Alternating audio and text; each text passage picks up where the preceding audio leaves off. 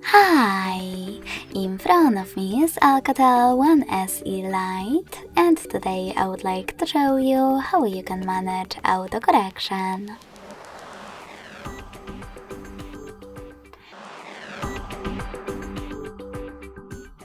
Firstly, go into Devices Settings and scroll all the way down to Access System.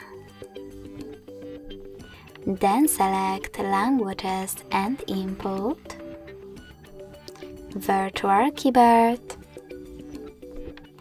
and Gbird. Then, after tapping on Text Correction, scroll down just a bit and click on this switcher next to Autocorrection. This way, you will switch it off or on. Thanks so much for watching. If you enjoyed this video, don't forget to leave a like, comment and subscribe. Bye!